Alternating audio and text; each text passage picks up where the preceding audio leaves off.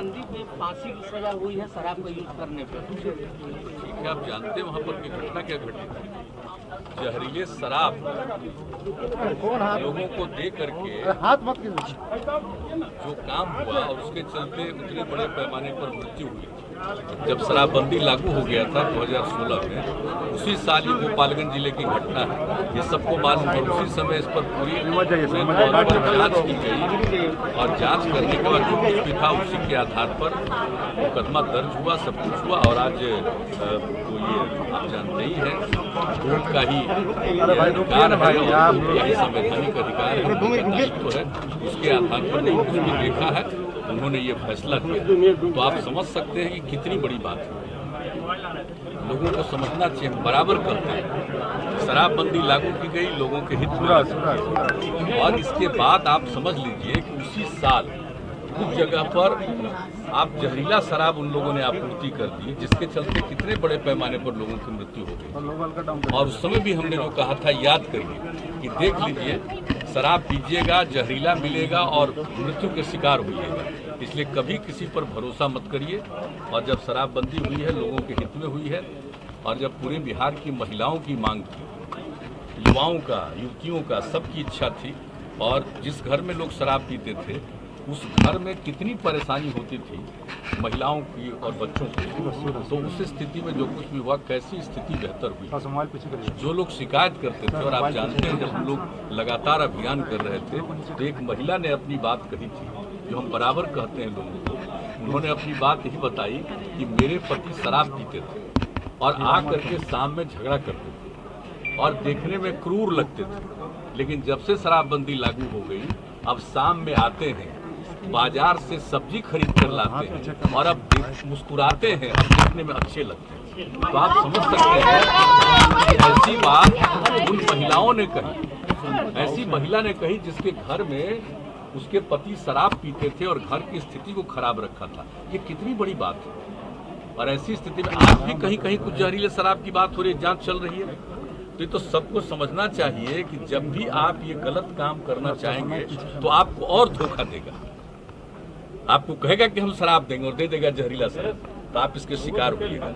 इसलिए हम सबसे प्रार्थना करेंगे, ये कोई मेरा व्यक्तिगत बात नहीं है, ये बापू ने कहा है, राष्ट्रपिता ने लोगों को कहा, लोग तो उसको समझे नहीं। बहुत जगह पर इसको लागू, कुछ जगहों पर लागू हुआ, कई जगहों पर लागू नहीं हुआ।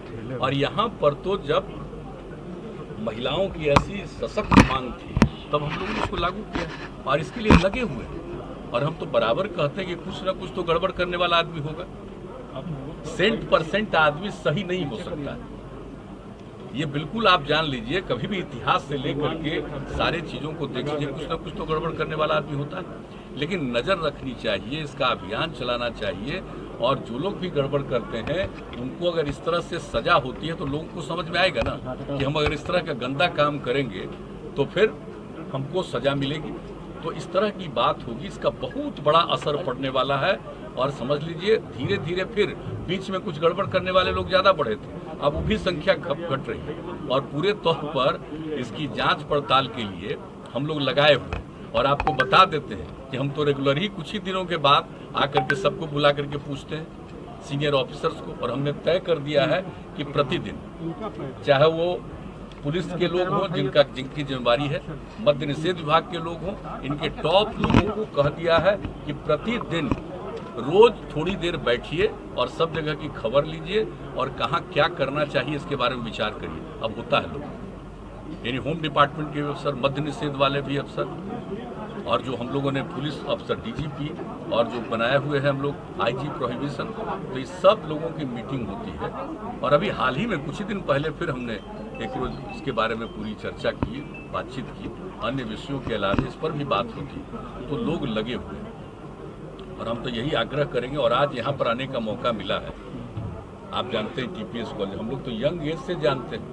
आज मुझको पहली बार औपचारिक रूप से जब इन लोगों ने निमंत्रित किया तो मुझको अच्छा लगा कि भाई इसके बारे में सुनते रहे हैं हम लोग अपने यंग एज से। तो हमको लगा कि जब इन्होंने भेजा और क्या क्या बिल्डिंग्स में बना है, कुछ तो सरकार की तरफ से और कुछ इन लोगों ने अपनी तरफ से किया, और जिनके नाम से ये बना है उनकी पत्नी ने बनाया उनकी मृत्यु होने के बाद, तो उनकी मूर्ति को भी इन्होंने स्थापित किया और सब लोगों ने आपस में मिल करके ये कोई सरकार का नहीं, बल्कि आपस में कंट्रीब्यूट करके बहुत अच्छी मूर्ति लगी है। तो उनकी मूर्ति का भी अनावरण करने का मौका मिला तो मुझे अच्छा लगा। और यहाँ पर इन लोगों ने कई अपना सेक्टर दिखाया है जहाँ पर कई प्रकार के काम कर रहे हैं, अनुसंधान कर रहे हैं, रिसर्च कर रहे हैं, तो मुझको अच्छा लगा। और अभी हमारे माननीय शिक्षा मंत्री जी भी हैं, ये भी साथ में है, देख लिए हैं। अब निश्चित रूप से और हमारे वाइस चांसलर्स लोग हैं, तो हम तो वाइस चांसलर लोगों से यही कहेंगे कि इन सब चीज़ों को देख करके ये बता दीजिए कि इस इंस्टीट्यूशन को और बढ़िया ढंग से चलाने में। और जब मुझे जानकारी मिली इसलिए हम आए, 7000 स्टूडेंट्स, तो ये जान करके मुझको बहुत अच्छा लगा कि 7000 स्टूडेंट हैं। जरा चल करके देखे हुए, हम यदा कदा ही जाते हैं कोई कॉलेज में, तो आज आ करके देख लिया है तो मुझे अच्छा लगा है। और अब तो वाइस चांसलर साहब लोग हैं, अब उनसे तो हम यही कहेंगे, और शिक्षा मंत्री जी भी हैं, जान लीजिए अगर कोई सरकार की तरफ से और सहयोग की जरूरत है ताकि हमारे विद्यार्थियों को बेहतर ढंग से काम करने में, और आप जानते ही हैं पोस्ट ग्रेजुएट तक की पढ़ाई है, यहाँ पर अनुसंधान हो रहा है, रिसर्च हो रहा है, सब बहुत अच्छा है। इस काम को आगे बढ़ाने के लिए अगर राज्य सरकार की तरफ से किसी प्रकार के सहयोग की आवश्यकता होगी तो हम लोग निश्चित रूप से देंगे, उनको मदद भी करेंगे। और आकर के मुझे खुश होंगे, मैं यहाँ के विद्यार्थियों को, यहाँ के शिक्षकों को, जितने रिसर्च स्कॉलर्स हैं, सब लोगों को मैं विशेष तौर पर बधाई कल देता आपने हूँ। एक घटना पे आश्चर्यचकित किया था, क्या मुकेश सहनी जो किया वो टॉलरेबल था? हमको बुला लिए, बात की। कभी कभी होता है ना कि कोई भी व्यक्ति को सारी बात की जानकारी नहीं होती है, तो उनको लगा होगा, और वो नहीं गए थे तो कोई चला गया, लेकिन उनको पूरी बात बताया गया, समझाया गया, जाकर के खुद ही उन्होंने स्वीकार किया, महसूस किया कि हाँ ये चूक हुई। क्योंकि किसी चीज़ की कोई एक बारे में हमसे पूछा भी है कि एक जगह ऐसा देखे थे, हमने कहा कि नहीं, वो बाजाब्ता इनवाइटेड थे फॉर्मली किसी भी कार्यक्रम में।